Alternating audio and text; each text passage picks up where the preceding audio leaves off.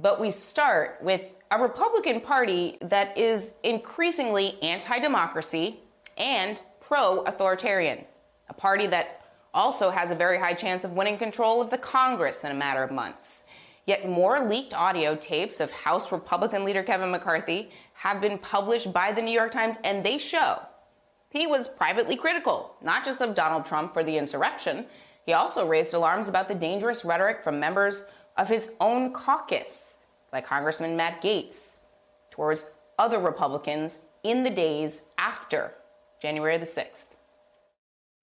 These members on either, whatever position you are, calling out other members, that stuff's got to stop, especially in this nature.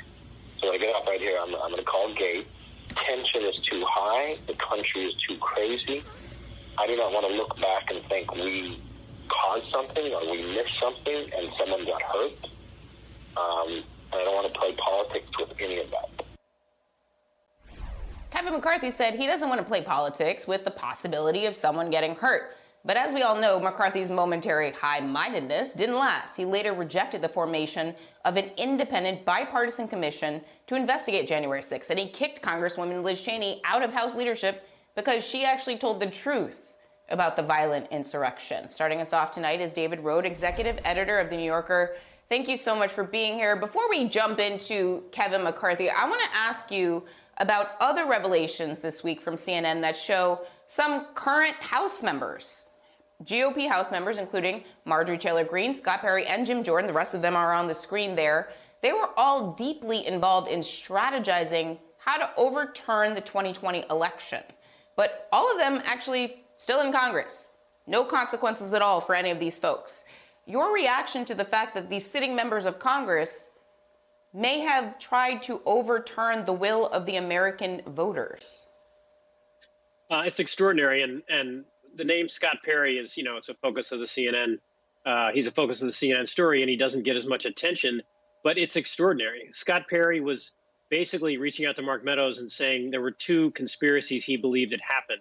First, that British intelligence had stolen the election from Donald Trump, and that Gina Haspel, who was Donald Trump's, appointed director of the CIA, was secretly working with the British as part of this massive plot. That's ludicrous and that's false. And then another theory was that somehow the Italian government, using satellites, had altered election results in the United States, and that was how the election was stolen. In addition to reaching out to Meadows about this, Scott Perry reached out to the Justice Department, acting Attorney General Jeffrey Rosen, and that, his allegations were deemed, ludicrous by, people in the Justice Department. So it's frightening that these people, engage in this kind of conduct, and it's deeply disappointing that Kevin McCarthy's let this all continue. I mean, just to quote The Wire for a second, this is America, right? So people are free to believe even the craziest of conspiracy theories. What they're not free to do, though, is participate in a coordinated effort, if you will, to overthrow an election. Are legal consequences, or some sort of consequences, necessary in order to protect the future of our democracy? If these folks can do this and get away with it, what's to stop the next 10 congresspeople from engaging in worse plots?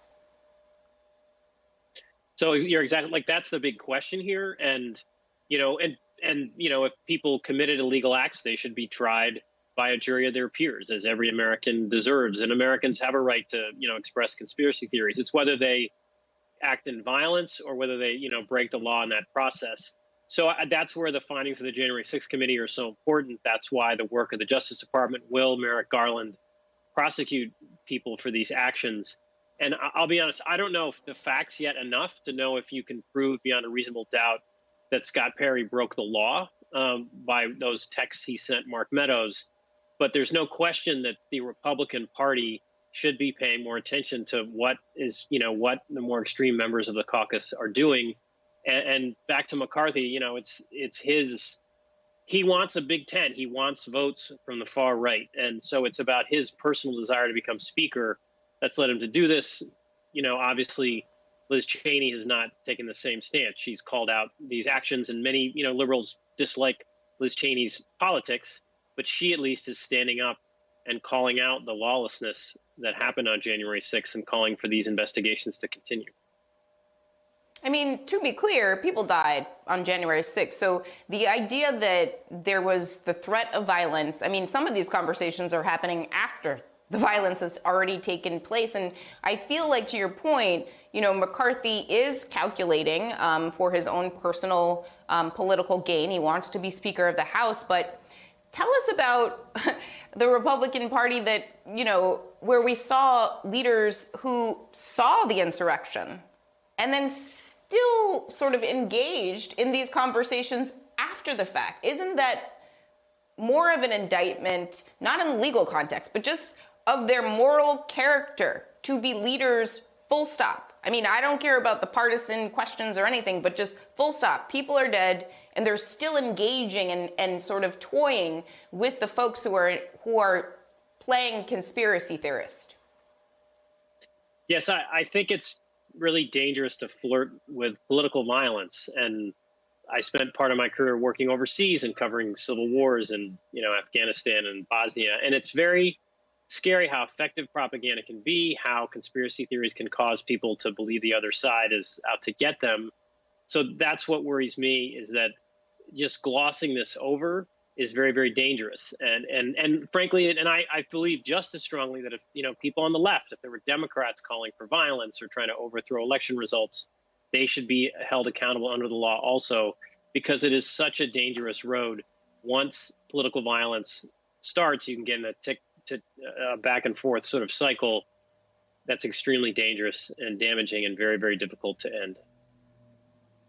Important point. I want to turn to the topic of Trevor Reed. So Russia's release today, former Marine Trevor Reed, happened in a prisoner swap. His parents, who have fought for his release, appeared on our show here last month. You were yourself held captive by the Taliban for over 7 months and escaped. What's your reaction to the release of Reed, who has been detained in Russia for nearly 3 years? I applaud the Biden administration for doing a prisoner swap here. This is ugly. Trevor Reed never should have been taken, never should have been in prison. But what's happened in the last 4 to 5 years is that the type of Americans, the people who are taking Americans captive overseas, it's shifted. It's not insurgent groups. It's not criminals. It is authoritarian governments. So the majority of Americans now, innocent Americans held overseas, are being held in Russia, China, Turkey, authoritarian regimes around the world. But so I applaud the Biden administration for doing this prisoner swap and bringing him home. Mark Frerichs was abandoned in Afghanistan. He's an American contractor. The U.S., both the Trump and Biden administration, pulled out all U.S. forces and never secured his release. There's a deal for him for the release of an Afghan that the Taliban want. And my own time in captivity, it's difficult. You don't want to reward this kind of behavior, but prisoner swaps, at a certain point after years have gone by, I think are the right thing to do. And I'm just so happy for Trevor and his family.